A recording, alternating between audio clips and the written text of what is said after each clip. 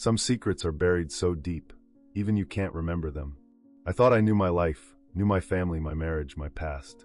But on my brother's wedding day, everything I believed shattered in a single moment. A kiss I wasn't supposed to see. A photograph hidden for 20 years. A promise my dying mother made me swear to keep. And the horrifying realization that the person I've been my entire life was built on a foundation of lies so carefully constructed, I never saw the cracks until it was too late. What happened to me when I was 7 years old? Why did my brain erase an entire summer from my memory? And why did everyone I love conspire to keep the truth hidden, even as it slowly destroyed us all from the inside out? This is the story of how I discovered that sometimes the mind protects us from truths too terrible to bear. And sometimes, uncovering those truths is the only way to finally be free.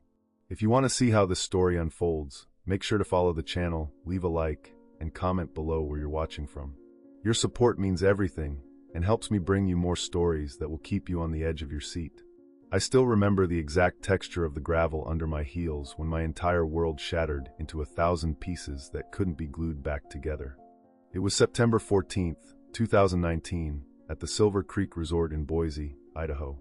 The kind of perfect fall afternoon where the aspens turn gold and the air smells like pine and possibility. My brother's wedding day. The day that was supposed to heal our fractured family after Mom's death 6 months earlier.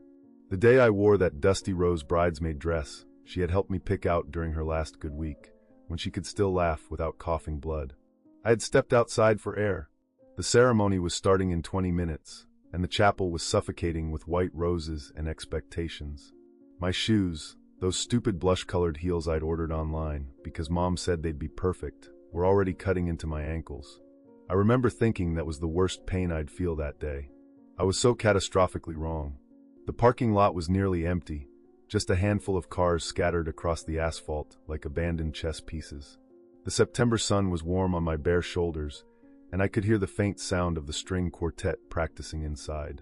Everything felt suspended in that golden hour light, like a photograph that hadn't been developed yet. That's when I saw them. My husband, Marcus, and Vanessa, my brother's bride-to-be.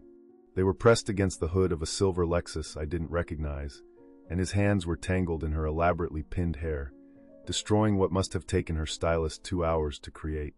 Her veil was askew, hanging off one shoulder like a ghost trying to escape.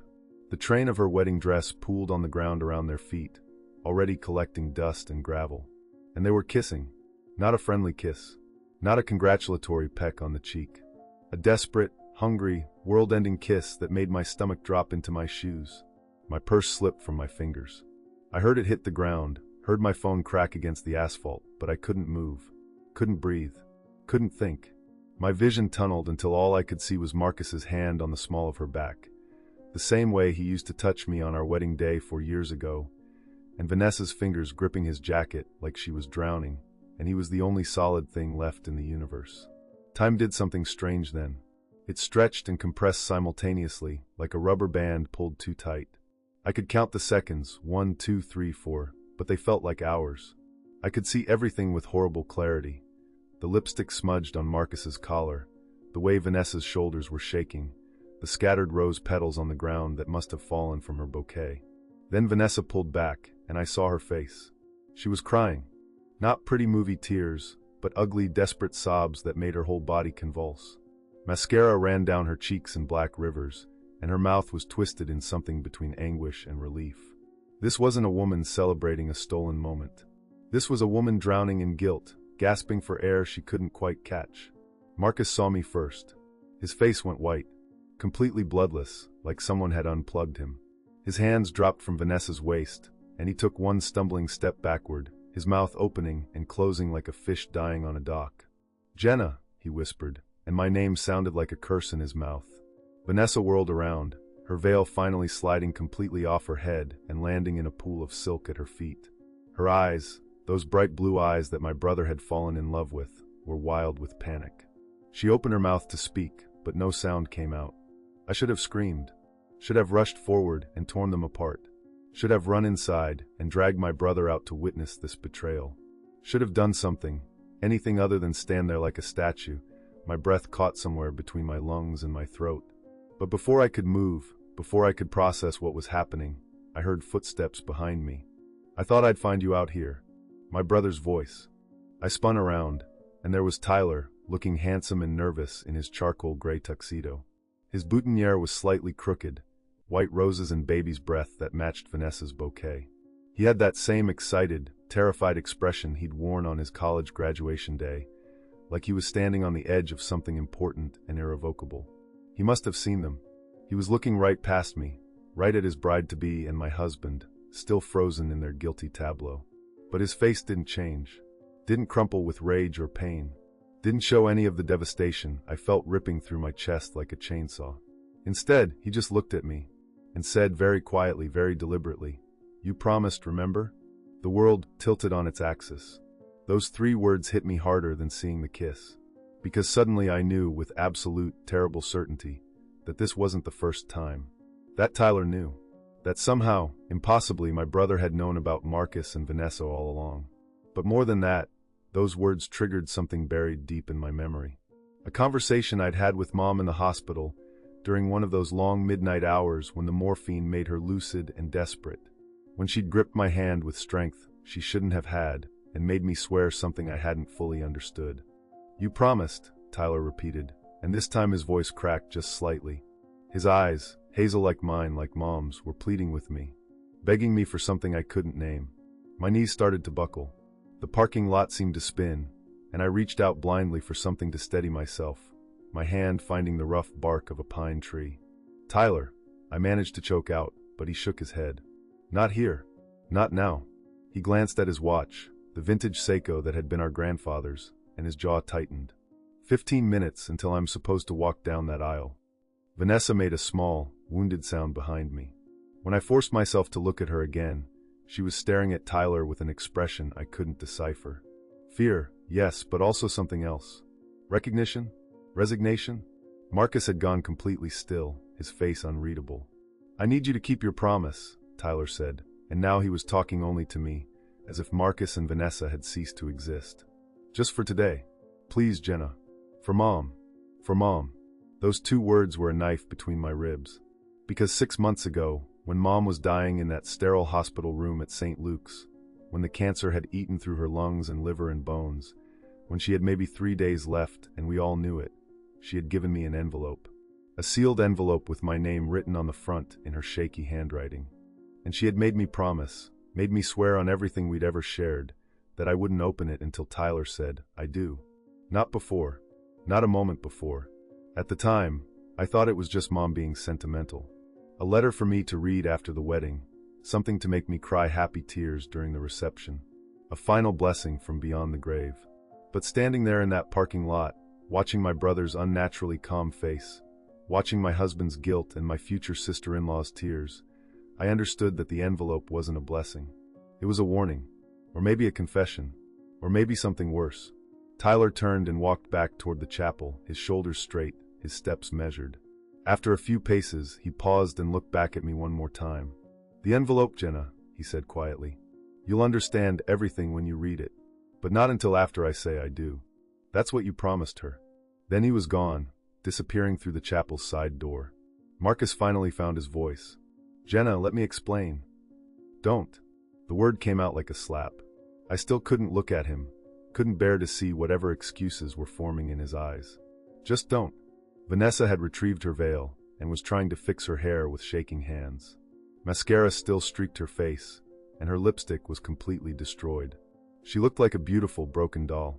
"I'm sorry," she whispered, but I didn't know if she was talking to me or to herself. I picked up my purse, my cracked phone, and walked back toward the chapel on numb legs. Each step felt like moving through concrete. The string quartet had stopped practicing, and I could hear the first guests beginning to take their seats, their voices a murmur of anticipation. In my purse, beneath my lipstick and tissues, and the Xanax I'd been prescribed after Mom's funeral, was the envelope. I had carried it with me every day for 6 months, this sealed secret that weighed less than an ounce but felt like it was crushing my chest. I had held it during sleepless nights, traced Mom's handwriting with my fingers, pressed it against my heart, and wondered what final words she'd left me. Now, as I slipped into my seat in the second row, as the chapel filled with perfume and expectation, as the pianist began the processional, I could feel the envelope burning through the silk lining of my purse. because I had made a promise to my dying mother. But I didn't know yet that keeping that promise would destroy everything I thought I knew about my family, my marriage, and my entire life. I didn't know that the kiss in the parking lot wasn't the real betrayal. The real betrayal was sealed inside that envelope, waiting for Tyler to say 2 words that would unlock a truth so devastating it would leave nothing standing. And as the wedding march began, as everyone stood and turned toward the back of the chapel, as I watched my brother take his place at the altar with that same strange, resigned calm, I touched the envelope one more time. Something moved inside it. Not just paper. Something else. Something that felt like a photograph. And suddenly I was terrified, absolutely terrified, of what would happen when Tyler finally said, "I do." The envelope had been white once, pristine and clean when Mom pressed it into my palm that final night in the hospital. Now 6 months later, it was creased and soft from being carried everywhere, the edges worn from my nervous fingers tracing Mom's handwriting over and over like a rosary. Jennifer Marie Campbell, it said on the front, in her shaky cursive. She only used my full name when something was serious. When I was 7 and broke Mrs. Henderson's window. When I was 16 and came home past curfew. When I was 23 and told her I was marrying Marcus against her wishes. That last memory hit me like a fist as I sat in the chapel, watching Tyler and Vanessa exchange their vows. Marcus was sitting 3 rows behind me. I could feel his eyes burning into the back of my head, could sense his guilt radiating across the space between us like heat from a fire. I hadn't spoken to him since the parking lot. Hadn't even looked at him. The chapel at Silver Creek Resort was beautiful in that expensive, impersonal way that wedding venues always are. White roses everywhere, on the altar, lining the aisles, woven into garlands that draped from the exposed wooden beams. The September light filtered through the tall windows, casting everything in that golden glow that photographers love. 200 guests sat in neat rows, dabbing at their eyes with monogrammed tissues as Tyler slipped the ring onto Vanessa's finger. But all I could see was that kiss in the parking lot. All I could feel was the envelope in my purse, pressed against my hip like a living thing. I kept going back to that night. March 15th, 2019. The night Mom died. St. Luke's Hospital had that smell that all hospitals have, antiseptic trying and failing to cover up sickness and death. Room 437, 4th floor, oncology wing. I'd spent so many nights in that room over the previous 6 months that I knew every water stain on the ceiling tiles, every chip in the paint on the walls, every sound the ancient radiator made when it kicked on at 3 a.m. That last night, I'd been alone with her. Tyler was supposed to come, but he'd called saying he was stuck at work, something about a major deadline he couldn't miss. Dad had died when we were kids, a heart attack at 42, so it was just us. Me and Mom, and the steady beep of her heart monitor, counting down her final hours. She'd been in and out of consciousness all day, the morphine pulling her under and then releasing her for brief, lucid moments. Around midnight, her eyes had opened, clear and focused in a way they hadn't been in weeks. "Jenna," she'd whispered, and her hand had found mine with surprising strength. Her fingers were cold and thin, the skin almost translucent. I could see every vein, every bone. "I need you to listen very carefully." I'd leaned in close, my forehead almost touching hers.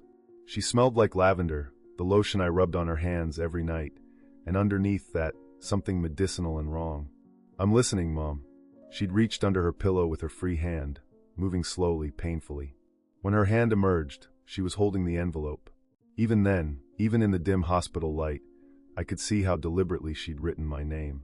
How much effort each letter had cost her. "Take this," she'd said, pressing it into my palm. Her eyes were urgent, almost desperate. "But don't open it. Not yet. Not until..." She'd stopped, coughing, and I'd grabbed the water cup, helped her take a tiny sip. "Not until Tyler says, 'I do' at his wedding. Do you understand? Not before. You have to promise me, Jenna. Swear it." "Mom, I don't understand. Why can't I just... promise me?" Her voice had cracked with intensity, and the heart monitor had beeped faster. "Promise me on your father's grave. Promise me on everything we've ever been to each other. You cannot open this envelope until Tyler is married. Until after he says, 'I do.' That's when you'll understand. That's when everything will make sense." I'd been crying by then, tears running hot down my cheeks, dripping onto our joined hands. Okay, I promise. Whatever you want, Mom. I promise." She'd relaxed then, sinking back into the pillows. A small smile had touched her lips. "Good girl. My good, sweet girl." Her thumb had rubbed across my knuckles, the way she used to when I was little and scared of thunderstorms. "I'm sorry, baby. I'm so sorry for what I'm about to put you through. But you're strong. Stronger than Tyler. Stronger than all of us. You'll survive this." Survive what? I'd asked, but she was already fading again, the morphine or exhaustion or death itself pulling her back under. Those were the last coherent words she ever spoke to me. She died 18 hours later, with me on one side of the bed and Tyler on the other, holding her hands as her breathing grew slower and slower until it finally stopped altogether. And I'd kept the envelope, carried it with me every single day, through the funeral, through the endless gray months of grief that followed, through arguments with Marcus about when we'd start trying for kids, through awkward family dinners where Tyler brought Vanessa, and everyone pretended our fractured family was whole again. I'd almost opened it 100 times, late at night when I couldn't sleep, when the weight of not knowing felt heavier than any truth could possibly be. I'd held it up to the light, trying to see through the paper. I'd felt it obsessively, trying to determine what was inside. Paper, definitely, but also something else. Something small and hard, like a photograph or maybe a card. But I'd kept my promise. For 6 months, I'd kept my promise. Until today. "I do," Tyler said, his voice carrying clearly through the chapel. The words hit me like electricity. My whole body jerked, and the woman next to me, one of Vanessa's cousins I'd met once, gave me a concerned look. I forced a smile, but my hands were shaking so badly I had to clasp them together in my lap. "I do," Vanessa repeated, and her voice was barely a whisper. From where I sat, I could see her profile. She was still beautiful despite the crying in the parking lot, despite the hastily fixed makeup. But there was something broken in her expression, something that made her look like she was attending a funeral instead of her own wedding. The officiant pronounced them husband and wife. Everyone applauded. Tyler kissed his new bride, a chaste, quick kiss nothing like the desperate passion I'd witnessed with Marcus. And then they were walking back down the aisle together, smiling for the photographer, accepting congratulations from the guests in the front rows. As they passed my row, Tyler's eyes found mine, and he nodded, just once, a tiny, deliberate movement that no one else would have noticed. Permission, or maybe a command, or maybe just acknowledgement that the time had finally come. My hands found my purse, found the envelope. I stood on shaky legs and slipped out of the chapel through the side door, while everyone else was distracted by the recessional. I couldn't breathe in there anymore. The roses smelled like funeral flowers, and the champagne-soaked joy of the guests felt like it was suffocating me. I found myself back in the parking lot, in almost the exact spot where I'd witnessed the kiss. The afternoon had cooled into early evening, and the aspens rustled in a breeze that smelled like rain. Storm clouds were building over the mountains to the east, turning the sky purple and gray. I pulled out the envelope with trembling fingers. For 6 months, I'd imagined this moment. I'd thought it would be peaceful, maybe even happy. I'd thought Mom had left me some final words of wisdom, some blessing, some piece of motherly advice to carry me through the rest of my life. But standing there, holding that worn envelope, watching the first drops of rain begin to fall, I felt nothing but dread. Because of what Tyler had said. "You promised, remember?" Because of the way Mom had looked at me that night in the hospital. "I'm sorry for what I'm about to put you through." Because of the kiss I'd witnessed, and Vanessa's tears, and the terrible calm on my brother's face when he'd seen his bride in another man's arms. The envelope felt heavy now, impossibly heavy. I turned it over in my hands one more time, and that's when I felt it again, that movement inside.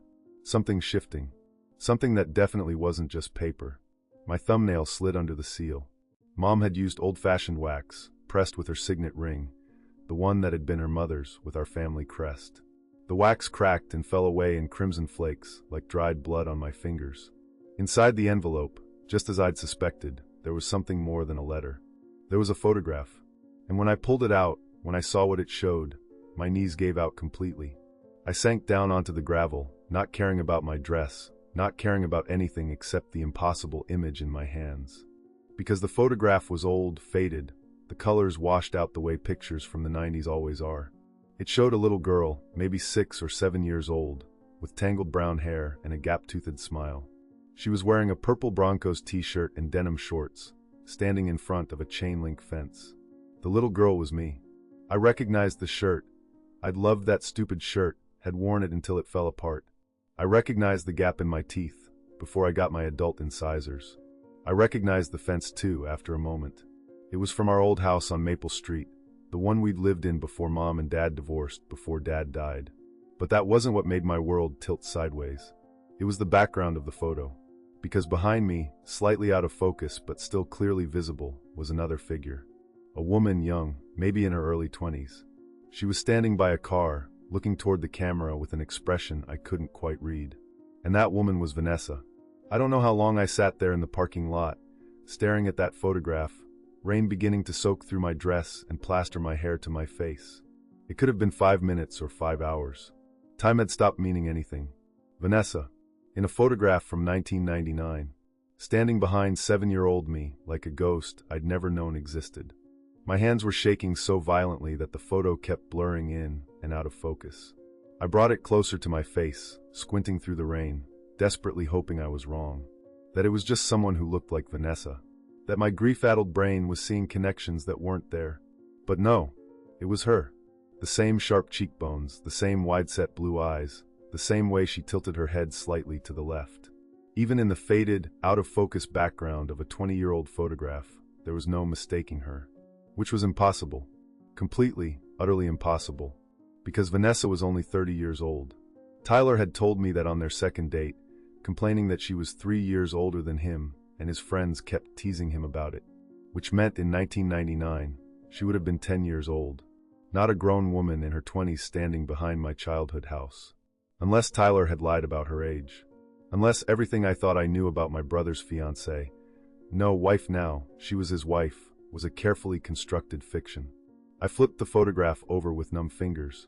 There was writing on the back in Mom's handwriting, but younger, steadier. Before the cancer had turned her hands into bird claws. July 4th, 1999. The day it all began. God forgive me. That was all. No explanation, no context. Just those 9 words that raised 1,000 more questions. The reception. I could hear music starting inside, the DJ testing his equipment. In 15 minutes, cocktail hour would begin. In 30 minutes, I was supposed to give a toast as the maid of honor. I was supposed to stand up in front of 200 people and say beautiful things about my brother and his bride, about true love and new beginnings and happily ever after. I was supposed to pretend I hadn't seen my husband kissing the bride 2 hours ago. Pretend I hadn't just discovered a photograph that made no sense, that suggested my entire childhood was built on lies I didn't even know existed.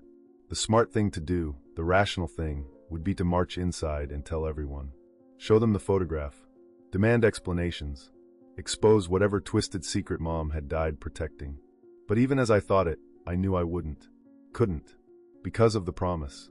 Because Mom had been so desperate, so insistent in those final hours. Because she'd made me swear on Dad's grave, and you don't break that kind of oath lightly.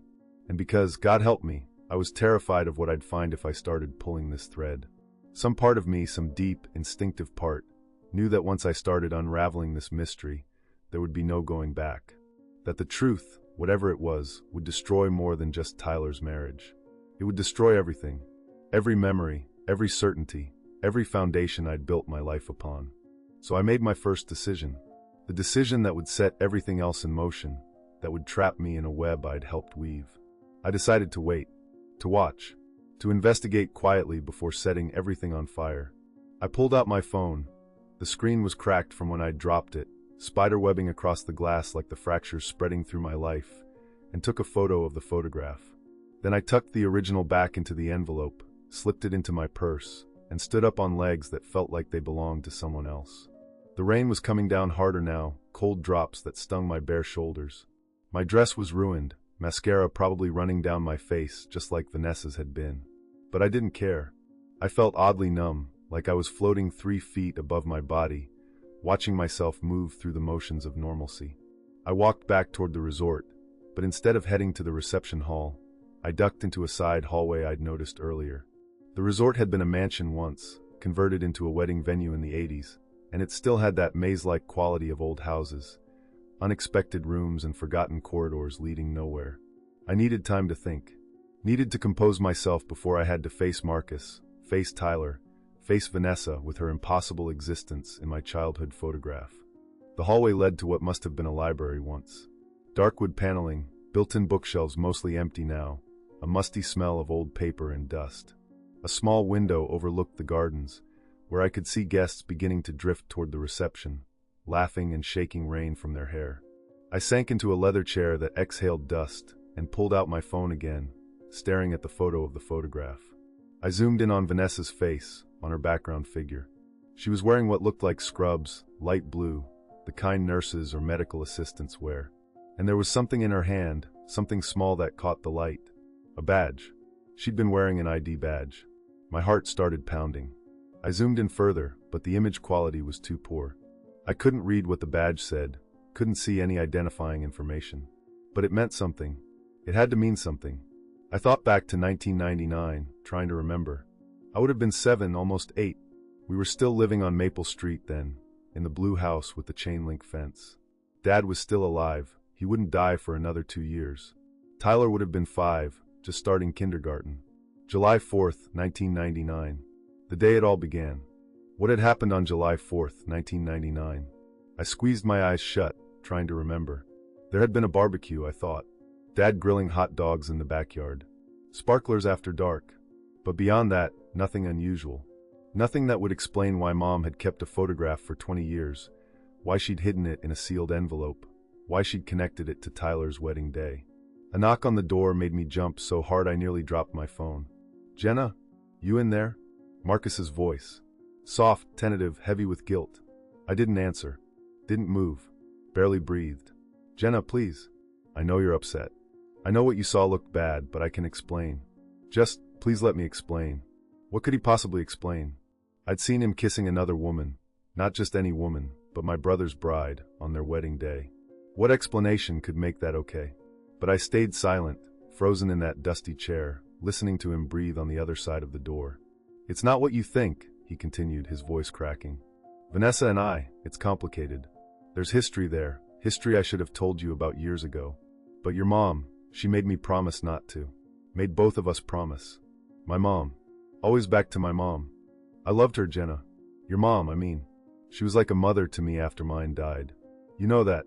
And when she asked me to keep this secret, to protect Tyler, I thought I was doing the right thing. But now," he paused, and I heard him lean against the door. "Now I think maybe she was wrong. Maybe we were all wrong. Protect Tyler. From what?" "The photo," Marcus said quietly. "She gave you the photo, didn't she? The one from the old house." My blood turned to ice. How did he know about the photo? "That's what she told me she'd do. That she'd leave you the photo when Tyler got married, so you'd understand. So you'd know why we all did what we did." His voice dropped even lower. "Did you see the date on the back?" I couldn't speak. My throat had closed completely.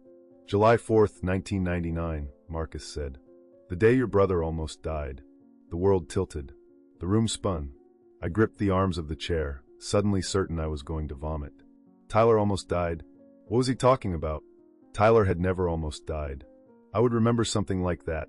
I would. But even as I thought it, something shifted in my memory. Something dark and frightening that I'd pushed down so deep I'd forgotten it existed. The pool. There had been something about the pool. "Jenna, please," Marcus said. "We need to talk about this. All of us. Me, you, Tyler, Vanessa. Your mom wanted you to know the truth after the wedding, but she wanted Tyler married first. She wanted him to have one day of happiness before everything came out. One day of happiness before everything came out. That's what this was. My brother's wedding was some kind of last meal before an execution." I stood up, my legs steadier now, anger beginning to burn through the shock and confusion. I crossed to the door and yanked it open. Marcus stood there looking like he hadn't slept in days. His tuxedo was rumpled, his bow tie undone and hanging loose around his neck. His eyes were red-rimmed, and there was a fresh bruise on his jaw that I didn't remember seeing before. "Did Tyler hit you?" I asked, and my voice sounded strange, distant and cold. Marcus touched the bruise reflexively. "Yeah, in the parking lot, after you left. He saw the kiss. He knew I'd broken our agreement." "Agreement?" I repeated flatly. "You had an agreement about kissing his wife. It's not like that. Then what is it like, Marcus? Because from where I'm standing, it looks like you've been lying to me for our entire marriage. It looks like my whole family has been lying to me, and my dead mother has been pulling strings like some kind of puppet master, even from her grave." "She was trying to protect you," Marcus said desperately. "You were the only innocent one. The only one who didn't know what really happened that day." "What day? July 4th? What happened?" My voice was rising, getting shrill. Tell me what happened. But before Marcus could answer, I heard footsteps in the hallway. Fast, purposeful footsteps. Tyler appeared around the corner, still in his tuxedo, Vanessa trailing behind him. Her veil was gone, her hair falling loose around her shoulders. She'd been crying again, her eyes were puffy and red.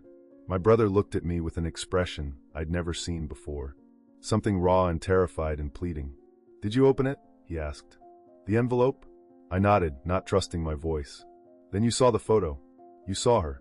He glanced at Vanessa, who had pressed herself against the wall, making herself as small as possible. "You saw that she was there." "I don't understand," I whispered. "How was she there?" "She would have been 10 years old." "She wasn't 10, Tyler said quietly. "Mom lied about Vanessa's age. She's not 30, Jenna. She's 42. The hallway tilted. 42. Which meant in 1999, Vanessa would have been 21. The same age as the woman in the background of my photograph, wearing scrubs and an ID badge. "She was your nurse," I said slowly, pieces beginning to click together. "That summer, she was your nurse." "Not mine," Tyler said, and his voice broke. "Yours. Mine." The word echoed in my skull like a gunshot in an empty room. She was my nurse. Not Tyler's. Mine. But I'd never been sick as a child. Never been hospitalized. Never needed a nurse. I would have remembered something like that. You don't forget being 7 years old and having medical care. You don't forget nurses and hospitals and whatever crisis required a 21-year-old woman in scrubs to be standing in your backyard on July 4th, 1999. Except I had forgotten. Somehow, impossibly, I had forgotten. "I don't understand," I said, but my voice came out as barely a whisper. The hallway felt like it was closing in, the walls pressing closer with every breath. I was never sick. I never had a nurse. Tyler and Marcus exchanged a look, and in that split second of silent communication, I saw 20 years of shared secrets pass between them. My husband and my brother, bonded by something I didn't even know existed. "Let's not do this here," Vanessa said suddenly. Her voice was hoarse from crying, but there was steel underneath it. "There are people everywhere. The reception just started. If we don't show up soon, people will start looking for us." "I don't give a damn about the reception," I snapped, whirling on her. "You've been lying about your age, you kissed my husband, you were apparently my nurse when I don't even remember needing one, and you're worried about what the wedding guests will think." She flinched like I'd slapped her, but she didn't back down. "I'm worried about you. About what happens when you learn the truth without proper context. Your mother spent 20 years trying to protect you from this moment, and if we do it wrong, if we tell you everything right here, right now, in this hallway where anyone could overhear, we'll destroy the very thing she died trying to preserve." "And what's that?" I demanded. "What was so important that my mother had to lie to me for my entire life?" "Your sanity," Tyler said quietly. The words hit me like a physical blow. I actually staggered backward, my shoulder hitting the wall. "My what?" "The reception," Marcus said, taking my arm gently. I yanked it away, but he persisted. "Jenna, please. Let's get through the next 2 hours. Let's do the toasts, cut the cake, do all the wedding things.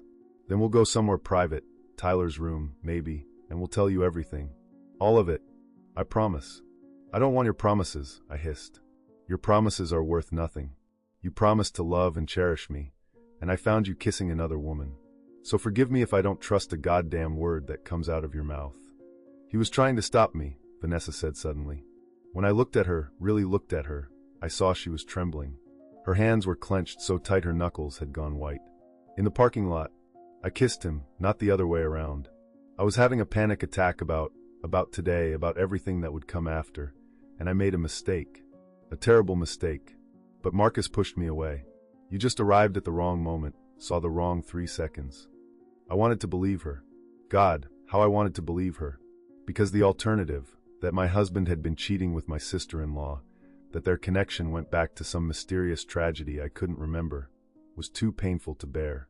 But I'd seen the way Marcus's hands had been in her hair. I'd seen the desperation in that kiss. You don't kiss someone like that if you're pushing them away. 2 hours, Tyler said, and his voice had taken on a pleading edge I'd never heard before. That's all I'm asking, Jenna. Give me 2 hours to be married, to have my wedding, before everything falls apart. Mom wanted me to have this day. It was the last thing she asked for. Please. And there it was again. The guilt card, the dead mother card, the promise card. I looked at the 3 of them. My brother in his wedding tuxedo, my husband with his bruised jaw, my new sister-in-law with her red-rimmed eyes, and felt something break inside my chest.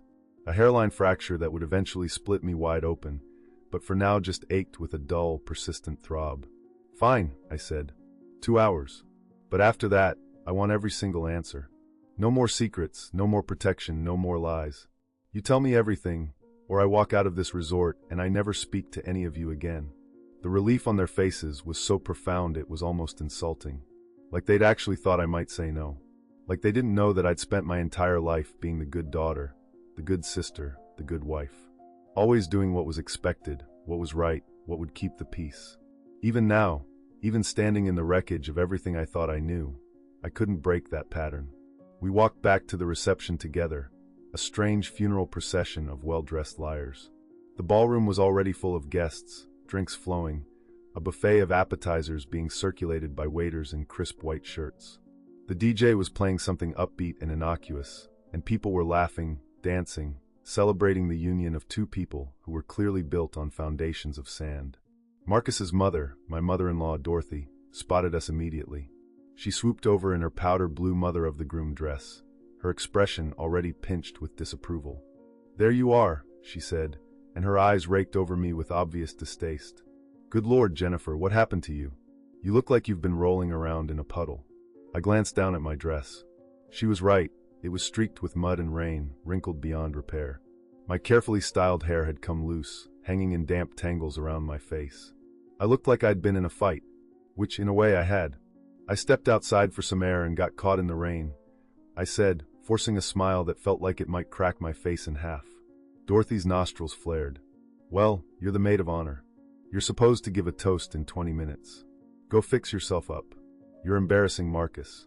She glanced at her son, then at Tyler and Vanessa. "And where have all of you been? People are asking questions."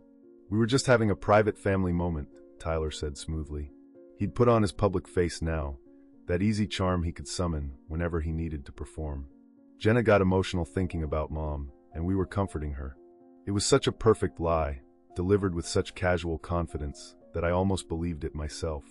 And clearly Dorothy did, because her expression softened fractionally.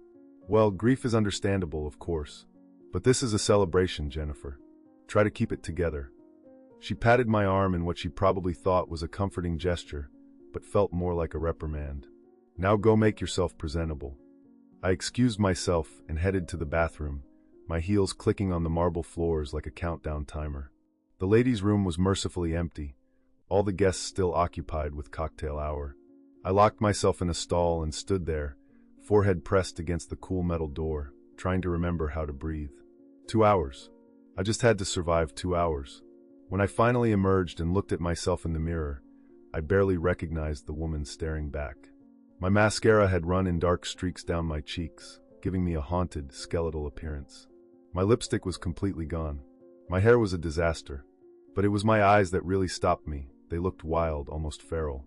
Like a trapped animal that knew the cage was closing, but couldn't figure out how to escape. I spent 15 minutes repairing the damage as best I could. Fixed my hair, wiped away the ruined makeup, reapplied what I could from the emergency kit I'd brought. By the time I was done, I looked almost normal. Almost like a woman attending her brother's wedding, not a woman whose entire world had just been revealed as an elaborate fiction. When I returned to the reception, the formal dinner was beginning. I found my seat at the head table, right between Tyler and Marcus, because of course I was, and sat down just as the first course was being served. Some kind of fancy salad with goat cheese and candied pecans that tasted like cardboard in my mouth. Tyler kept up a steady stream of conversation with the guests at the nearby tables, playing the role of happy groom with an ease that made me nauseous. Vanessa sat on his other side, laughing at jokes, accepting congratulations, her hand resting on Tyler's arm with practiced familiarity. But I noticed things now that I'd missed before. The way her smile never quite reached her eyes. The way she kept touching a small bandage on her left forearm, worrying at the edges like a nervous habit. The way she glanced at Marcus every few minutes, her expression unreadable. That bandage. I'd noticed it in the parking lot, but forgotten about it in the chaos of everything else. Now I couldn't stop staring at it. It was medical tape, professionally applied, covering what looked like maybe a 2-inch area. "What happened to your arm?" I asked, leaning across Tyler. My voice came out sharper than I'd intended. Vanessa's hand immediately moved to cover the bandage. Oh, just a little accident. Burned myself with a curling iron this morning. Nothing serious. Another lie. I could see it in the way her pupils dilated slightly, the way her breathing quickened. That wasn't a curling iron burn. The bandage was too large, too professionally applied. But before I could press further, the best man, Tyler's college roommate, Derek, stood up to give his toast. Everyone turned their attention to him, glasses raised, and I had to sit there smiling and nodding while he told funny stories about Tyler's dating mishaps before Vanessa. Then it was my turn. I stood on shaking legs, my prepared speech crumpled in my purse back in the bathroom where I'd forgotten it. 200 faces turned toward me expectantly. The microphone felt impossibly heavy in my hand. I've known Tyler my entire life, I began, and my voice sounded hollow even to my own ears. He's been my brother, my protector, my best friend. Growing up, it was always just the two of us against the world. Especially after Dad died. We were a team. Tyler's hand found mine under the table, squeezed it. A silent plea. Keep going. Don't ruin this. And now he's found Vanessa, I continued, looking at my new sister-in-law. She was watching me with an intensity that made my skin crawl. Someone who understands him in ways I never could. Someone who shares his history, his pain, his secrets. I saw Marcus tense beside me. Saw Tyler's grip tighten on my hand. Someone who was there at the beginning, I added softly, even when the rest of us didn't know it. Vanessa, welcome to our family. I have a feeling you know more about us than we know about ourselves. It was the most passive-aggressive toast in wedding history, veiled just enough that the guests laughed and applauded, thinking I was being charmingly mysterious. But the three people who mattered knew exactly what I was saying. I know you're hiding something, and I'm going to find out what it is. As I sat down, someone tapped me on the shoulder. I turned to find Tyler's cousin, Emma, leaning in close. Hey, random question, she said, her breath wine-sweet. But didn't I see Vanessa at St. Luke's Hospital a few weeks ago? I was visiting my mom after her hip surgery, and I could have sworn I saw Vanessa in the psychiatric wing. My blood turned to ice. The psychiatric wing? Emma nodded, oblivious to the bomb she'd just dropped. Yeah, I asked Tyler about it later, but he said I must have been mistaken. But I'm like 90% sure it was her. She was talking to one of the doctors there, Dr. Sarah Chin. I remember because Dr. Chin treated my sister last year for postpartum depression. Before I could respond, Emma was pulled away by another cousin wanting to chat. But the damage was done. Psychiatric wing. Vanessa had been in the psychiatric wing of St. Luke's Hospital, the same hospital where my mother had died. The same hospital where, apparently, something had happened to me 20 years ago that I couldn't remember. I turned to look at Vanessa and found her already staring at me. And for just a second, her mask slipped. I saw raw, genuine fear in her eyes. And something else. Something that looked almost like pity. The rest of the reception passed in a blur of forced smiles and mechanical movements. I danced when I was supposed to dance, laughed when I was supposed to laugh, posed for photographs with my arm around Vanessa like we were the best of friends. All while that single piece of information, psychiatric wing, rotated through my mind like a knife on a wheel, getting sharper with each pass. By the time the cake was cut and the bouquet tossed, my jaw ached from clenching and my face felt like a mask that might crack and fall off in pieces. Marcus had tried to talk to me 3 times, but I'd brushed him off each time, unable to bear the sight of him. Tyler had been watching me all night with that same desperate, pleading expression that made me want to scream. Finally, mercifully, it was over.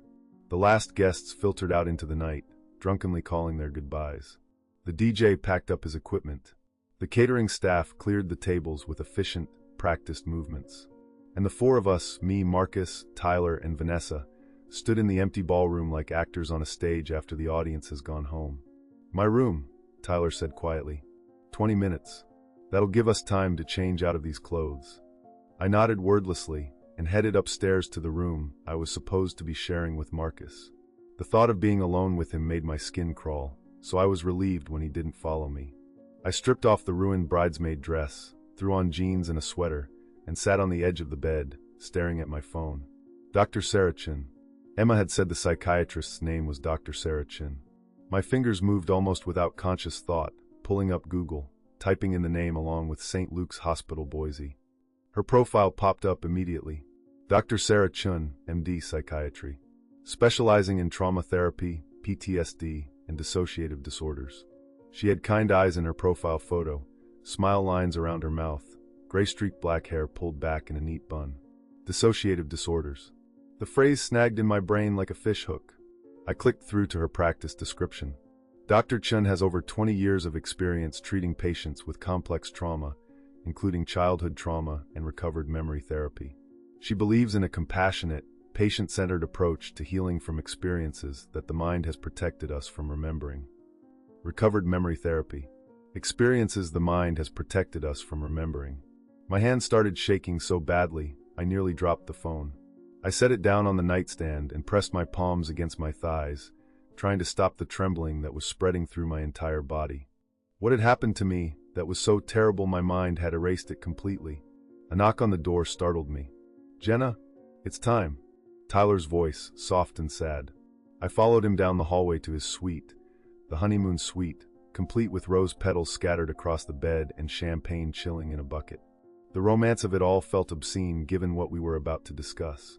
Marcus and Vanessa were already there. Vanessa had changed into sweatpants and an oversized cardigan, her hair pulled back in a messy ponytail. Without her makeup and wedding dress, she looked older, tired. The 42 years she'd been hiding showed in the fine lines around her eyes, the slight looseness of skin at her jaw.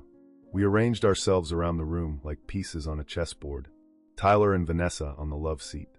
Marcus in the armchair. Me on the ottoman by the window, as far from all of them as I could get. For a long moment, nobody spoke. The silence stretched and twisted, filling the room with a pressure that made my ears ring. "I don't know where to start," Tyler finally said, rubbing his face with both hands. "Start with July 4th, 1999, I said. My voice came out flat, dead. "Start with what happened that day that was so terrible Mom spent 20 years hiding it from me." Tyler and Vanessa exchanged another one of those loaded glances.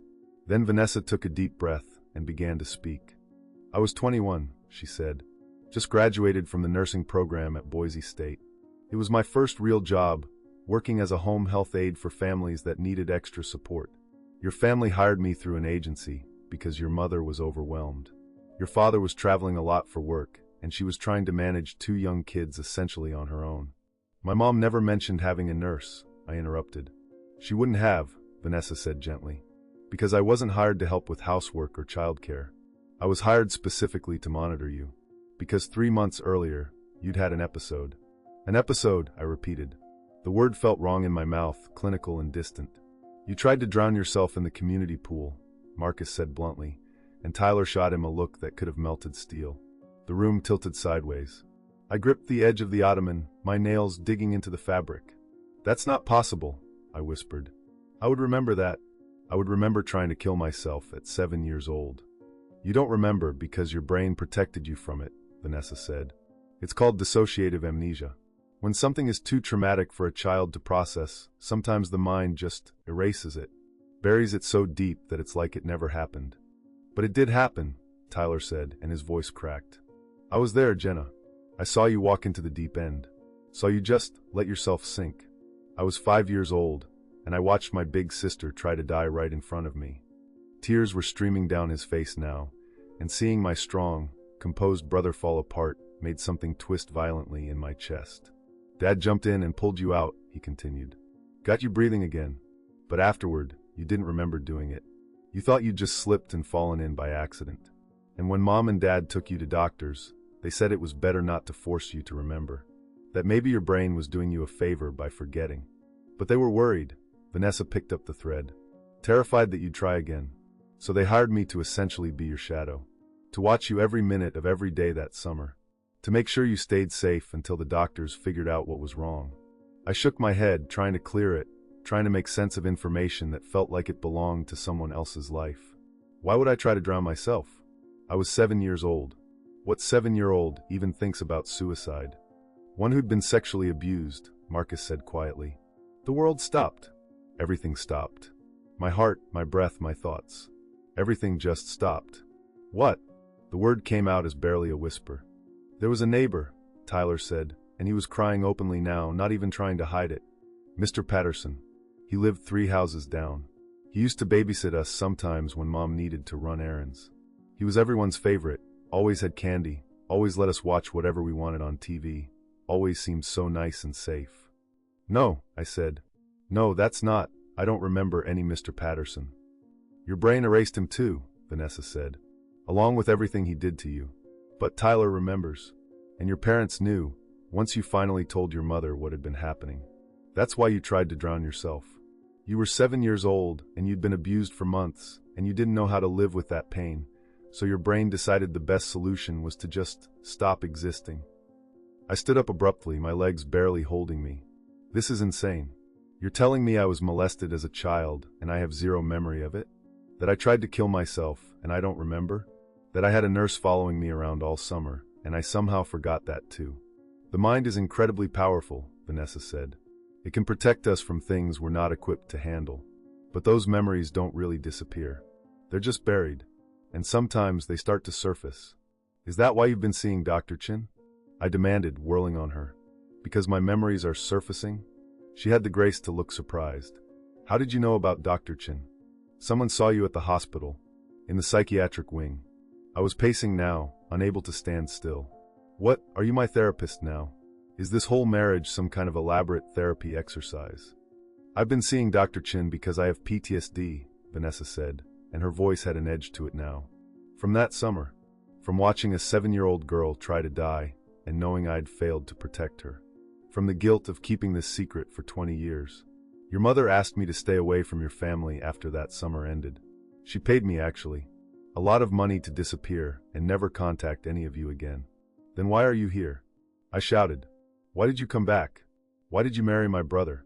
Because I never stopped loving him, Vanessa said simply, and Tyler's hand found hers, their fingers intertwining. We met again 5 years ago, completely by chance. I didn't know who he was at first. He'd grown up, obviously. But once we figured it out, once we realized the connection, we couldn't stay away from each other. We tried. God, we tried. But some things are just meant to be. And Mom knew, I said, turning to Tyler. Mom knew you were dating the nurse from that summer. She found out about a year ago, Tyler confirmed. She was furious at first.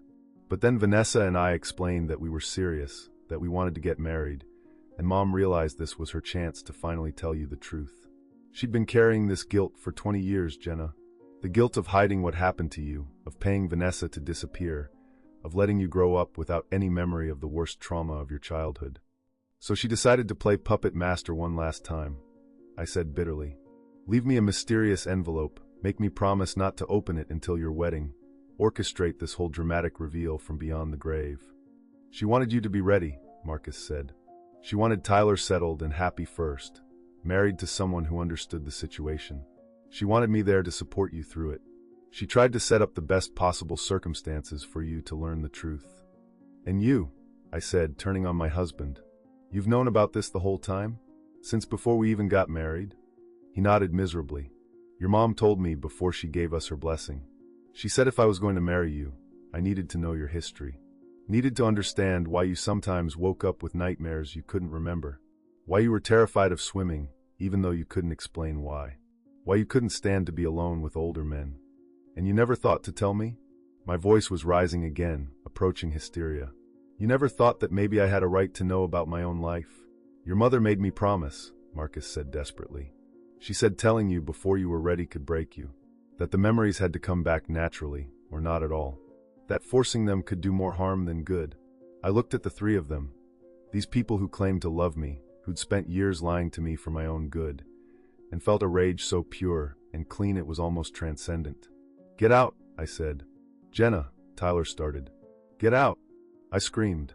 All of you, get out of this room right now, or I swear to God I will start breaking things. They left. Vanessa first, practically running for the door. Then Tyler, pausing to look back at me with such profound sadness it made me want to vomit. Finally Marcus, who tried one more time to speak, to explain, but I just shook my head and pointed at the door until he went. When I was alone, I sank to the floor and pulled out my phone with shaking hands. I pulled up the photograph of the photograph, young me with Vanessa in the background, and stared at it until my eyes burned. Then I noticed something I'd missed before. In the very corner of the image, almost cut off by the frame, was another figure. An adult male, just his arm and part of his shoulder visible. He was wearing a plaid shirt, and on his wrist was a very distinctive watch, a chunky digital thing that looked like it belonged in the 80s. My father had worn a watch exactly like that. I remembered because I'd inherited it after he died, kept it in a drawer even though it hadn't worked in years. Which meant my father had been taking this photograph. Had been there on July 4th, 1999, with Vanessa and me, documenting something that would eventually be buried so deep I'd forgotten it existed. The day it all began, Mom had written. Not the day of the abuse. The day after I'd tried to drown myself. The day they'd brought in Vanessa to watch me. The day my family had started building the elaborate lie that would become my entire life. I didn't sleep that night. Couldn't even close my eyes without seeing that photograph, without imagining versions of myself I didn't remember. A 7-year-old girl walking into a pool and letting herself sink. A child being touched by someone she trusted. A daughter whose parents decided that forgetting was better than healing. Around 3 a.m., I finally left my room and walked through the silent resort. The storm had passed, and through the windows I could see stars scattered across a black sky like shattered glass. My footsteps echoed on the marble floors as I wandered aimlessly, trying to outrun thoughts that followed me like shadows. I found myself in front of Tyler's suite. I raised my hand to knock, then stopped. What would I even say? What questions could I ask that wouldn't make everything worse? But before I could decide, the door opened. Vanessa stood there in her sweatpants, her face pale and exhausted, like she hadn't slept either. I heard you pacing in the hallway, she said quietly. Would you like to come in? Every instinct told me to say no, to turn around and walk away. But I was so tired of running from truths I didn't understand. I nodded and followed her inside. Tyler was asleep on the bed, still fully clothed, one arm thrown across his face. Vanessa gestured to the balcony, and we stepped outside into the cold night air. The mountains were dark shapes against the stars, and somewhere in the distance I could hear the Snake River moving over rocks. I know you hate me, Vanessa said, wrapping her cardigan tighter around herself. I would hate me too if I were you. I don't hate you, I said, surprising myself with the truth of it. I don't know what I feel. Everything is just noise right now. Static. She nodded, understanding in her eyes. That's the dissociation. When the truth is too big to process all at once, your brain kind of fragments. Puts up walls between you and the information. You sound like a therapist. I became one, she said simply. After that summer with you, I couldn't do nursing anymore. Couldn't handle the helplessness of watching people suffer and not being able to fix them. So I went back to school, got my master's in clinical psychology. I've spent the last 15 years helping trauma survivors recover their lives. Is that supposed to make me feel better? That my childhood trauma inspired your career choice? No, she said. It's supposed to help you understand that I've spent every day since that summer trying to atone for failing you. Because I did fail you, Jenna. I was supposed to keep you safe, and I missed the signs. I didn't realize how much pain you were in until you were already in that pool. I gripped the balcony railing, the metal cold and solid under my palms. Tell me about him. Mr. Patterson. Tell me what he did. Vanessa was quiet for a long moment. Are you sure you want to know? Once I tell you, you can't unhear it. And Dr. Chin would say you should remember it yourself, not have it told to you. I don't care what Dr. Chin would say. I want to know what happened to me. She took a deep breath. His name was Robert Patterson. He was 63, retired, lived alone after his wife died. Everyone in the neighborhood thought he was harmless. Sweet old man who loved kids, always offering to babysit, always at the community center volunteering. How long did it go on? Your mother thought about 6 months, based on what you told her before your brain shut down the memories. He would touch you during the babysitting sessions. Started with things that seemed innocent, hugs that lasted too long, sitting you on his lap, tickling that went too far. Then it escalated. I felt bile rising in my throat. Did he? No, Vanessa said quickly. Not that. But what he did was still abuse. Still violation. Still enough to make a 7-year-old girl decide the world was too painful to exist in. What happened to him? Your parents called the police the day you told your mother. But by the time they went to arrest him, he was already gone. Packed up and left town. They tracked him to Arizona eventually, but there wasn't enough evidence to prosecute. No physical evidence, and you couldn't testify because you'd already blocked out the memories. So he got away with it. For a while, Vanessa said, and something in her voice made me look at her sharply. He died in 2003. Heart attack. Your mother sent me the obituary. I think she wanted me to know he couldn't hurt anyone else. We stood in silence, watching the stars, and I tried to imagine that little girl. Tried to feel some connection to her, some recognition. But she was a stranger to me, a character in someone else's story. The kiss, I said finally, in the parking lot. Why? Vanessa's hand went to the bandage on her arm, an unconscious gesture she probably wasn't even aware of. I was having a panic attack. The wedding, the dress, walking down the aisle toward Tyler knowing that afterward, your whole world was going to explode. I felt like I was drowning in guilt. And Marcus found me hyperventilating in the parking lot, and he was trying to calm me down, and I lost control for a second. Grabbed him and kissed him, because I needed to feel something other than terror. He kissed you back. For maybe 2 seconds, before he pushed me away and told me I was making a huge mistake. That's when you walked up. You saw the 2 seconds of weakness, not the 5 minutes before where he was being a good friend and trying to talk me down. Friends, I repeated. You and my husband are friends. Your mother introduced us, Vanessa explained. About a year ago, when she found out Tyler and I were serious.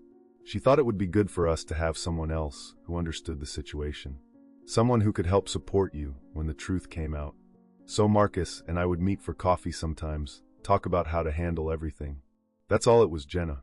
I swear on everything I have, that's all it ever was. I wanted to believe her. God, I wanted to believe her so badly. But trust felt like a language I'd forgotten how to speak. The bandage, I said, pointing at her arm. What's really under there? She hesitated, then slowly peeled back the medical tape. Underneath was a fresh tattoo, still red and healing. It was a date, July 4th, 1999. I got it yesterday morning, she said. Dr. Chin thought it was a bad idea, but I needed to mark this moment somehow. The day everything changed. For you, for me, for all of us. I wanted to carry it with me forever, so I'd never forget what my silence cost. Your silence didn't cost anything, I said bitterly. My parents paid you to be silent. You made a profit off my trauma. Yes, she said simply. I did, and I've hated myself for it every single day since. But I was 21 and drowning in student loans, and your mother offered me enough money to pay off everything and start over. She said it was better for you if I disappeared. That my presence would just be a trigger for memories you weren't ready to handle. So you took the money and ran. I took the money and built a life, she corrected gently. I went to grad school. I became a therapist. I helped hundreds of people heal from the kinds of wounds I couldn't heal in you. And then 5 years ago, I walked into a coffee shop in Portland, and there was your brother, all grown up, and it was like the universe was giving me a second chance. To do what? Assuage your guilt by marrying into the family you abandoned. To love him, she said fiercely. Tyler didn't know who I was at first. We dated for 3 months before he mentioned his sister's name, and I realized the connection. And by then, I was already in love with him. Already knew I wanted to spend my life with him. So I told him everything, who I was, what I'd witnessed, the money your mother paid me. And instead of hating me, he understood. He said he'd spent his whole life feeling guilty for not saving you that day at the pool, and maybe we could heal together. Behind us, I heard movement in the room. A moment later, Tyler appeared in the doorway, his hair sticking up, his eyes puffy from sleep. What are you two doing out here? He asked, his voice rough. Talking, I said. About the past. About lies and money, and all the ways our family is built on quicksand. He winced but didn't argue. I know you're angry. You have every right to be. But Mom did what she thought was best. She was trying to protect you. By lying to me for 20 years, I turned to face him fully. By making everyone around me complicit in this massive deception. By deciding that I was too weak, too fragile to handle my own history. You weren't weak, Tyler said, stepping onto the balcony. You were 7. You were a child who'd been through hell, and your brain was trying to protect you the only way it knew how. Mom didn't create the amnesia, she just decided not to fight it. That's not her choice to make, I said, and my voice broke. It was my trauma, my memories, my life, and she took that choice away from me.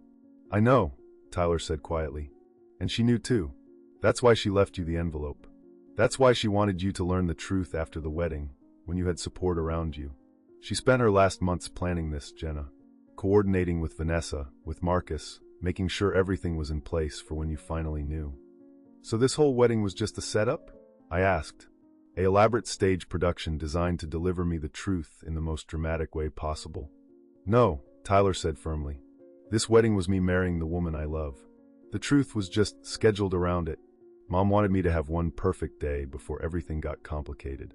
I laughed, but it came out harsh and bitter. Well, mission accomplished. Your day was perfect. Mine was a nightmare. It doesn't have to be, Vanessa said. The truth is out now. All of it. No more secrets, no more lies. We can move forward from here. You can start processing what happened, start healing for real. With Dr. Chen, I suppose, I said. Your therapist, who's apparently been waiting in the wings for me to have my big breakdown. Dr. Chen doesn't even know about you specifically, Vanessa said. I've talked about my past, about the guilt I carry from a patient I failed, but I never gave her your name or details. That's your choice to make, Jenna. If you want to see her, if you want to try to recover these memories or just learn to live with the gaps, that's entirely up to you. Nothing is up to me, I said.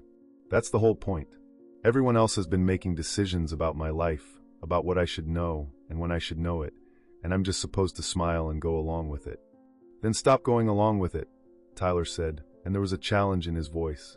Make your own choice. Right here, right now. Do you want to know more? Do you want me to tell you everything I remember from that summer? Or do you want to walk away and never think about this again? I stared at my brother, this person I'd thought I knew better than anyone, and realized I barely knew him at all. He'd carried these memories his whole life, watched me grow up oblivious, and never said a word. Tell me, I said. Tell me what you remember.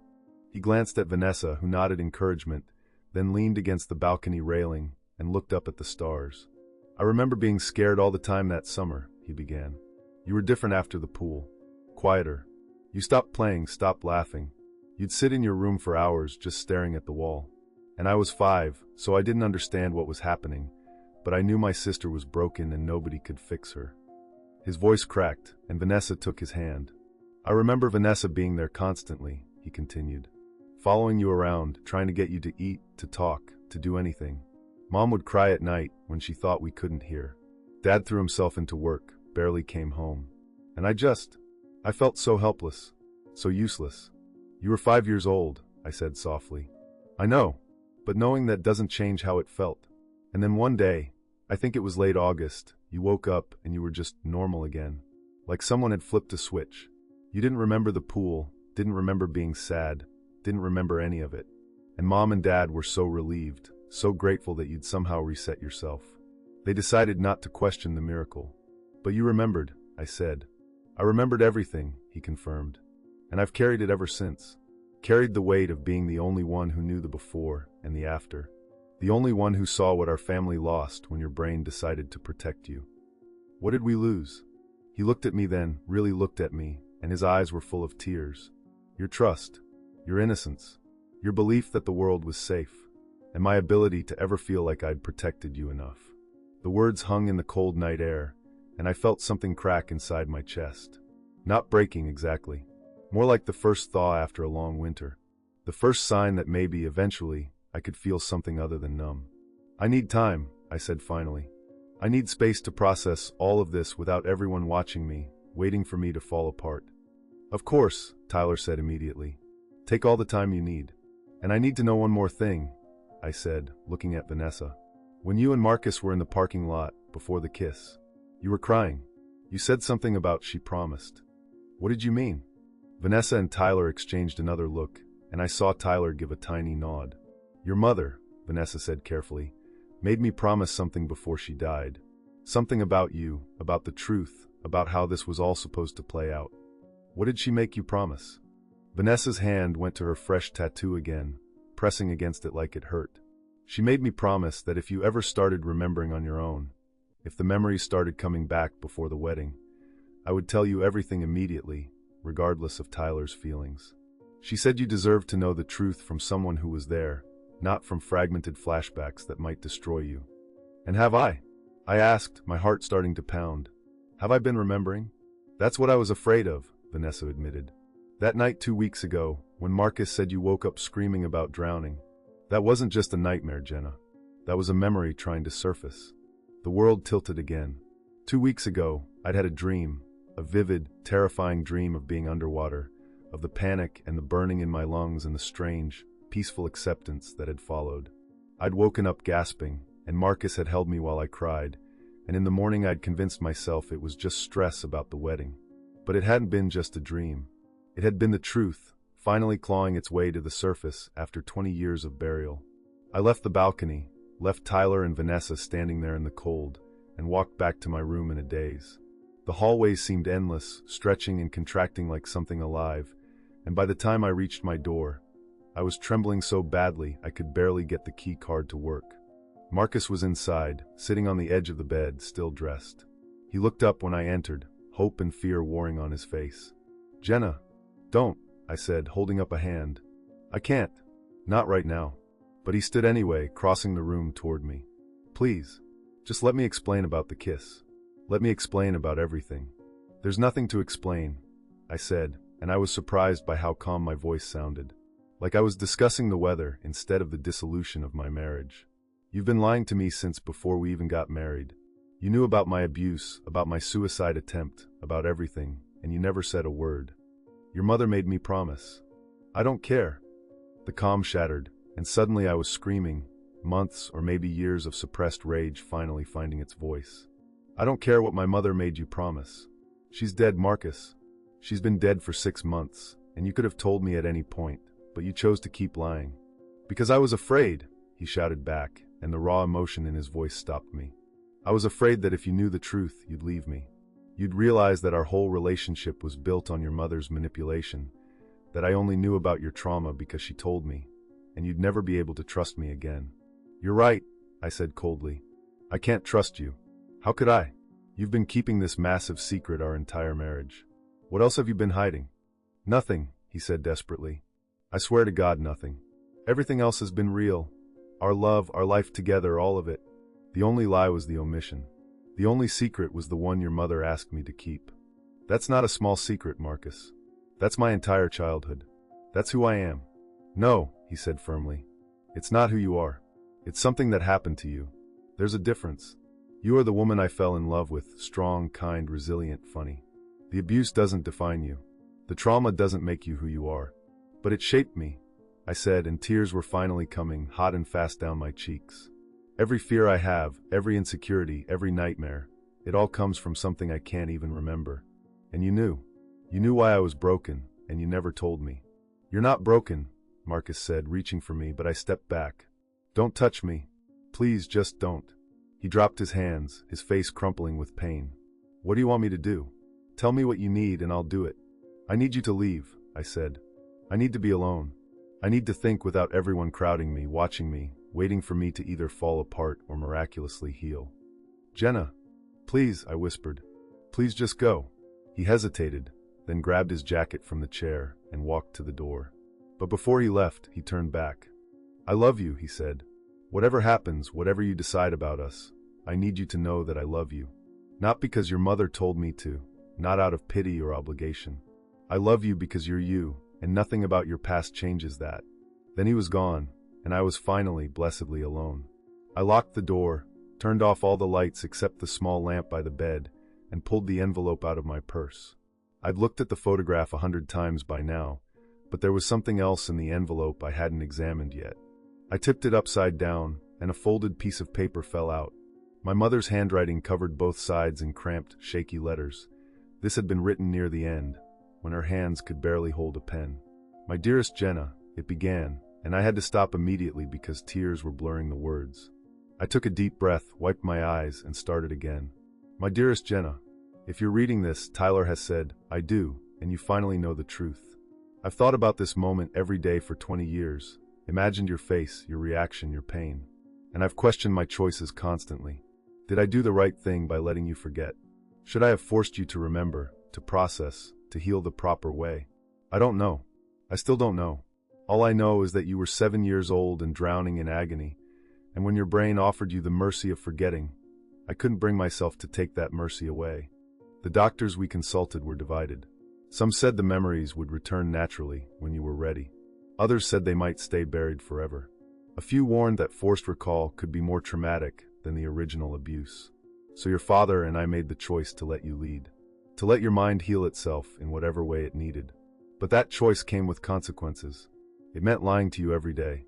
It meant watching you grow up without understanding why you were afraid of swimming, afraid of being alone with older men, afraid of so many things that seemed to have no cause.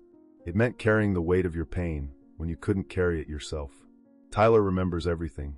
He was 5 years old and he watched you try to die, and he's never forgotten.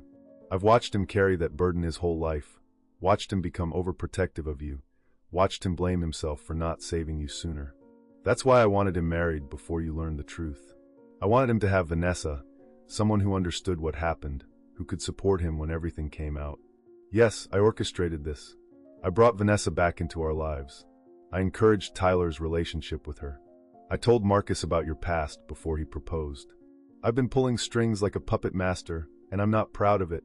But I was dying, Jenna. And I couldn't leave this world without giving you the truth, without giving you the chance to finally understand yourself. Robert Patterson is dead. He died 4 years after he ran away, which means he never faced justice for what he did to you. That's the part that haunts me most. That monster walked free while you suffered with wounds you couldn't even name. There's something else you should know. The abuse didn't just affect you, it affected our whole family. Your father never recovered from the guilt of not protecting you. He threw himself into work, traveled constantly, anything to avoid being home where he'd failed you. When he had his heart attack 2 years later, I always wondered if it was the stress and guilt that killed him. Tyler became obsessed with being strong enough to protect you. Every sport, every activity, every choice he made was about becoming someone who could keep you safe. And me? I became a liar. I chose your immediate peace over your long-term healing, and I've lived with that choice every day since. But here's what I need you to understand. You survived. You took the worst thing that could happen to a child, and you survived it. You built a life, found love, became a whole person despite carrying wounds you couldn't see. That's not weakness, baby. That's superhuman strength. The memories might come back now that you know the truth. They might not. Either way, you get to decide what to do with this information. You can see a therapist, try to recover what was lost. You can leave it buried and move forward with just the knowledge of what happened. You can rage and scream and hate everyone who lied to you. God knows you'd have every right. But whatever you choose, know this, you were loved. Are loved. By me, by your father, by Tyler, by Marcus. Everything we did, every lie we told, every secret we kept, it was all because we loved you so much we couldn't bear to see you in pain. I know that's not enough. I know love doesn't justify deception. But it's all I have to offer as I write this from my hospital bed, knowing I'll be gone before you read these words. Be angry. Be hurt. Be whatever you need to be. But please, eventually, try to forgive us. Forgive Tyler for keeping your burden. Forgive Marcus for honoring my wishes. And if you can find it in your heart, forgive me for being too weak to tell you the truth while I was alive. You were always the strongest one in our family, Jenna. Even at 7 years old, even broken and bleeding, you were strong enough to survive. Now you're strong enough to know the truth. And I have to believe, that you're strong enough to heal from it. I love you more than words can express. I'm sorry I won't be there to help you through this. But I've done my best to set you up for success. You have support around you. You have people who know and love the whole truth of you. The rest is up to you. With all my love, always and forever. Mom. P.S. If you decide you want to remember, Dr. Sarah Chun at St. Luke's specializes in recovered memory therapy. Vanessa can give you her contact information. But remember, you don't owe anyone your memories. Not even yourself. Some things are allowed to stay buried. I read the letter 3 times, and by the 3rd reading I was sobbing so hard I could barely breathe. Great, heaving sobs that came from somewhere deep in my chest, from a well of grief and rage and loss I didn't even know existed. My mother had planned all of this. Every single detail. The timing, the people, the support system. She'd orchestrated my entire emotional breakdown from her deathbed because she was too much of a coward to tell me the truth while she was alive. And the worst part, the part that made me want to scream, was that I understood. I understood why she'd made the choices she had. If I had a 7-year-old daughter who'd been abused and tried to kill herself, and that daughter's brain had mercifully erased the trauma, would I have the strength to force her to remember? To make her relive the worst moments of her life for the sake of proper healing? I didn't know. I honestly didn't know. I pulled out my phone and looked up Dr. Sarah Chen's contact information. Her practice had an emergency line for current patients, but I wasn't a current patient. I was just a woman falling apart in a hotel room, desperate for someone to tell me how to put the pieces back together. Instead, I opened my photos and started scrolling. Years of images, Marcus and me at our wedding, Tyler at his college graduation, Mom before the cancer ate her away, family dinners and holidays and ordinary moments that had seemed so normal at the time. But now, looking at them with new eyes, I could see the cracks. The way Mom watched me constantly, with barely concealed worry. The way Tyler was always positioning himself between me and other people, especially men. The way Marcus touched me so carefully, like I was made of glass that might shatter. They'd all been walking on eggshells around me my entire life, and I'd never even noticed. My phone buzzed with a text. "Tyler, are you okay? Do you need anything?" I stared at the message for a long moment, then typed back, "I need to know if you blame yourself for what happened." His response came almost immediately. "Every single day of my life." My heart cracked a little wider. "Why? You were 5 years old." Three dots appeared, disappeared, appeared again. "Finally, because I saw you go into the pool. I could have called for Dad sooner. Could have jumped in myself. Could have done something other than just stand there frozen. You were a baby," I typed. "It wasn't your job to save me." The dots appeared again then. Then whose job was it? Mom's? Dad's? They were supposed to protect you and they failed. At least I tried, even if I was too late. I realized then that Tyler had been carrying his own trauma all these years. Not from being abused, but from witnessing my destruction and feeling powerless to stop it. He'd built his entire personality around being strong enough, capable enough, protective enough to make up for that one moment of childhood helplessness. And I'd never known, never seen it, never realized that my forgotten trauma had shaped him just as much as it had shaped me. "I want to try to remember," I typed. "I want to see Dr. Chin. Can Vanessa set it up?" The response was immediate. "Are you sure? Mom's letter said you didn't have to." "I know, but I need to. I can't build a life on a foundation of lies and gaps. I need to know the whole truth, even if it destroys me." "It won't destroy you," Tyler wrote back. "You're too strong for that, but I'll be there with you every step of the way. We all will." I set down the phone and looked at myself in the mirror across the room. The woman staring back looked exhausted, broken, lost. But underneath all that, I could see something else. Something fierce and determined. My mother had called me the strongest one in the family. Said I'd survived the unsurvivable. It was time to find out if she was right. Dr. Sarah Chen's office was nothing like I'd imagined. I'd pictured something clinical and cold. White walls, uncomfortable furniture, the smell of antiseptic. Instead, it felt like someone's living room. Soft gray walls, plush chairs in deep blue, plants everywhere catching the morning light. A diffuser in the corner released the scent of lavender, and there was a weighted blanket draped over the back of the couch. "It's designed to feel safe," Dr. Chen said, noticing my surprise. She was exactly like her photo, kind eyes, gray-streaked hair, a warm smile that reached all the way to the corners of her eyes. "Trauma lives in the body as much as the mind. We can't do healing work if you don't feel physically comfortable." It was 3 days after the wedding.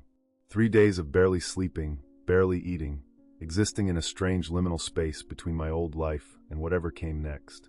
Vanessa had made the appointment, explaining the situation to Dr. Chen in terms I wasn't privy to. Marcus had driven me here but waited in the parking lot, understanding without being told that I needed to do this alone. Tyler had offered to come too, but I'd said no. This was my trauma, my memories, my healing. I needed to face it without my little brother trying to protect me from the truth. "Vanessa told me you've been experiencing some returned memories," Dr. Chen said, settling into her chair across from me. "Nightmares about drowning?"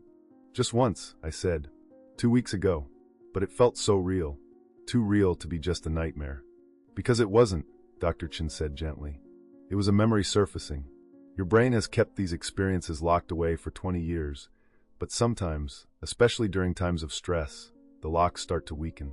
A wedding would certainly qualify as a stressful event. So what happens now?" I asked. "Do you hypnotize me or something? Make me remember everything at once?" "God, no," Dr. Chen said, and there was such firmness in her voice that I felt myself relax slightly.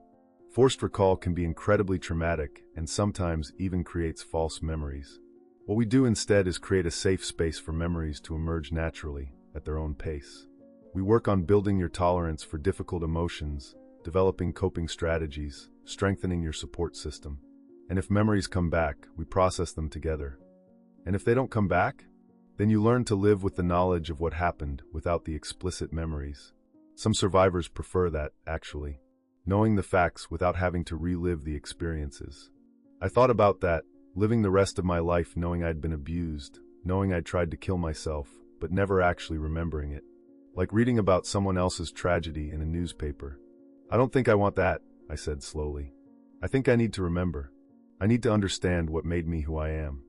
Dr. Chin nodded. Then we'll work toward that. But slowly, carefully, with lots of support. You don't have to do this alone, Jenna. You have Tyler, Vanessa, Marcus. They're all willing to walk through this with you. I'm not sure about Marcus, I admitted. I'm so angry at him. At all of them. They lied to me for years. They did, Dr. Chin agreed. And you have every right to be angry about that. But I'd encourage you to separate the lies from the love. They lied because they were trying to protect you, misguided as that might have been. The love was real, even if the method was flawed. Mom's letter said something similar, I said. That love doesn't justify deception, but it's all she had to offer. Your mother carried an impossible burden, Dr. Chin said.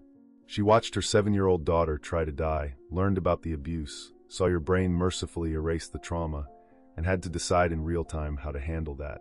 There was no roadmap for that situation. She did the best she could with the information and resources she had.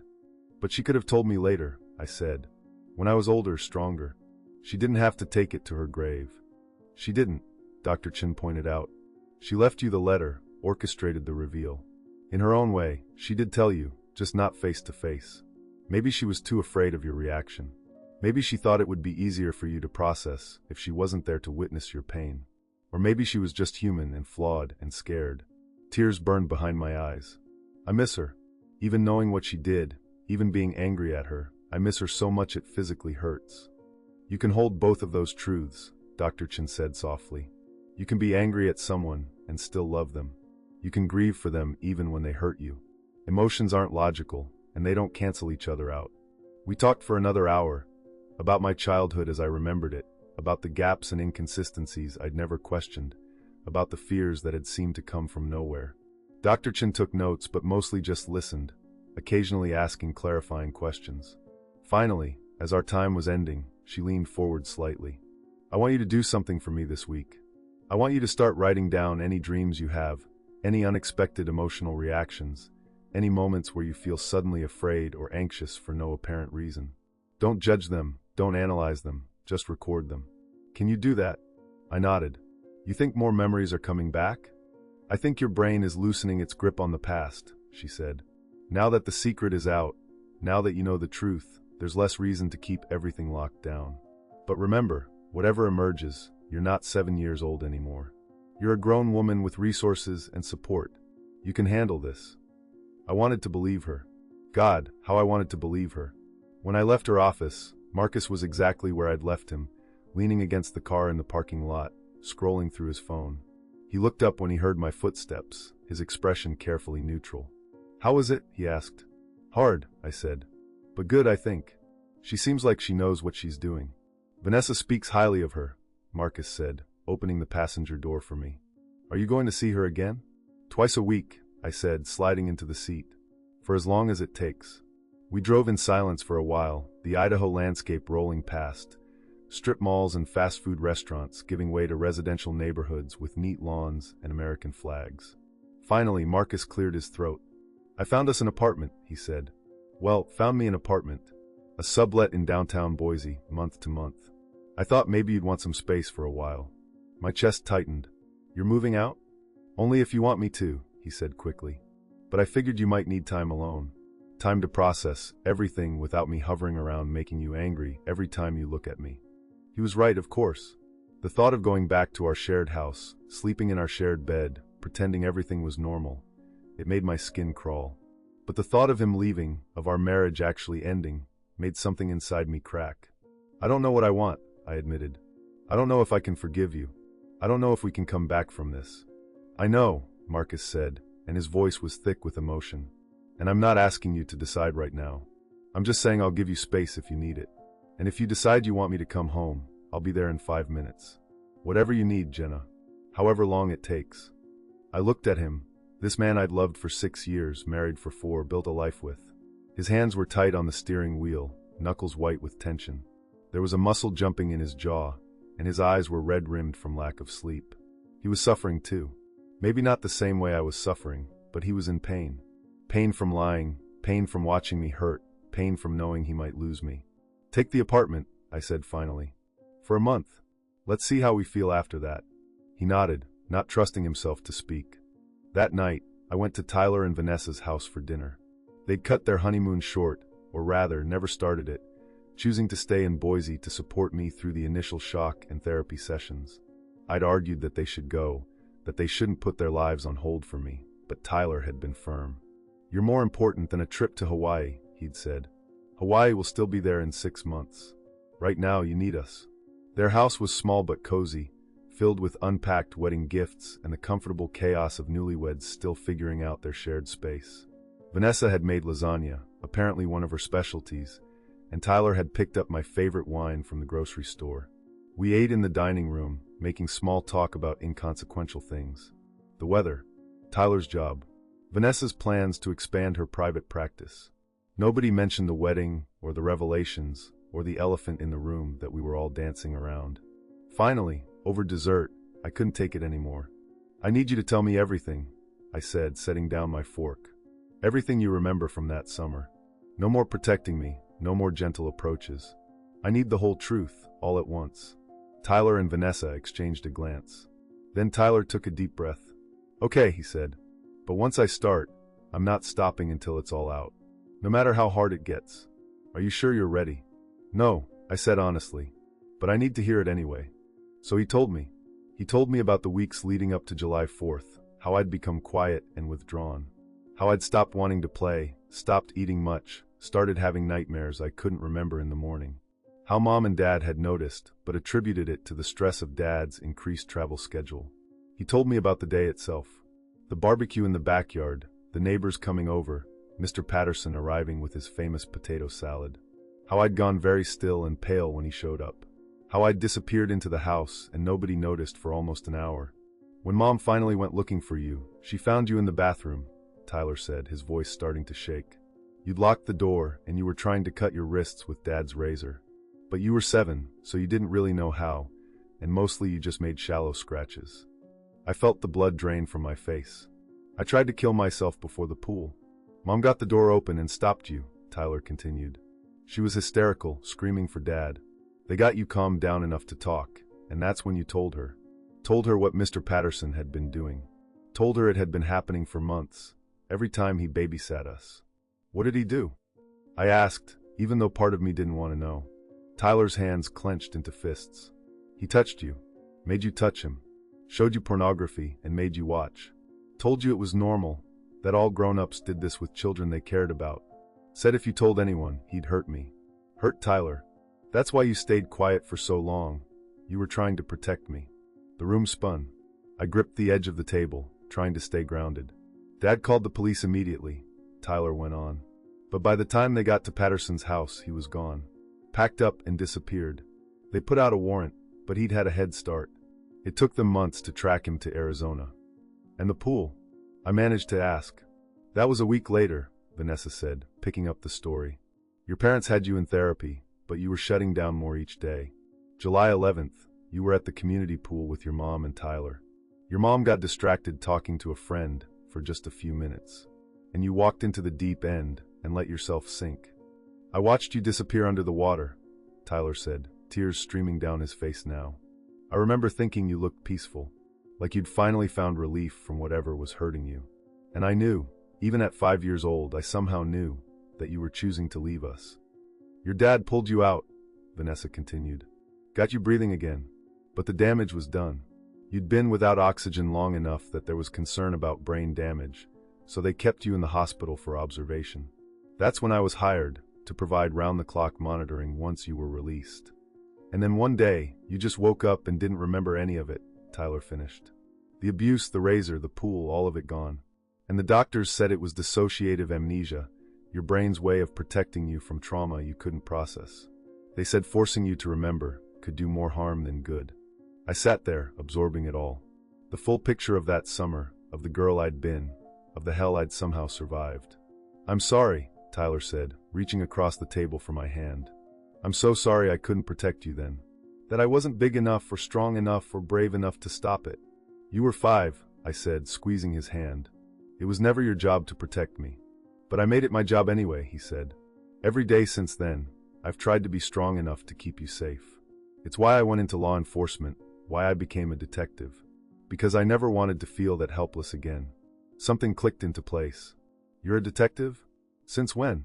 3 years now, he said. I thought you knew. I work in the Crimes Against Children division. Of course he did. Of course my little brother had dedicated his life to protecting children like I'd been. To catching monsters like the one who'd hurt me. The real question, Vanessa said softly, is what do you want to do now? Now that you know everything, how do you want to move forward? I thought about it. About Dr. Chen's office and the weighted blanket and the promise of slow, steady healing. About Marcus's apartment and the space between us that might become permanent or might eventually close.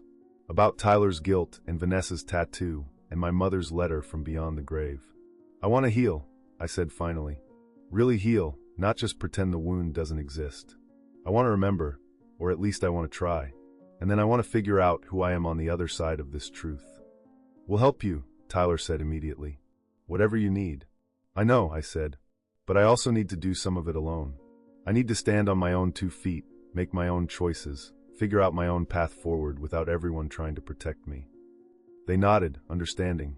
As I drove home that night, to the empty house that Marcus had already moved out of, I felt something I hadn't felt in days. Hope. Not happiness. Not peace. But the fragile, tentative hope that maybe eventually I could build a life on truth instead of lies. That I could face the worst parts of my past and not be destroyed by them. The house was dark when I arrived, and for a moment I stood in the doorway, afraid to enter. Afraid of the silence and the emptiness and the uncertain future. But then I took a breath, turned on the lights, and walked inside. And for the first time in my entire life, I felt like I was finally coming home to myself. The end. Sometimes the people who love us most make choices we can never fully understand. They carry our pain when we can't. They lie to protect us from truths they believe will destroy us. And they sacrifice their own peace so we can have ours. Jenna's story reminds us that healing isn't always about remembering everything. Sometimes it's about having the courage to face what we've forgotten and deciding who we want to be on the other side of that truth. Her mother, her brother, her husband, they all made impossible choices with no right answers. Were they wrong to hide the truth for 20 years? Or were they doing the only thing love knew how to do when faced with unbearable pain? What would you have done in Jenna's place? Would you want to remember a trauma your mind had mercifully erased? Could you forgive the people who lied to you, even if their lies came from love? And if you were her mother, dying and carrying this terrible secret, would you have the courage to finally tell the truth, or would you take it to your grave? These are the questions that haunt us long after the story ends. If this story moved you, made you think, or touched something deep inside your heart, please follow the channel, leave a like, and share it with someone who needs to hear it. Your support helps me continue bringing you stories that matter, stories that make us feel, and stories that remind us we're all just doing our best with the impossible situations life gives us. Thank you for listening.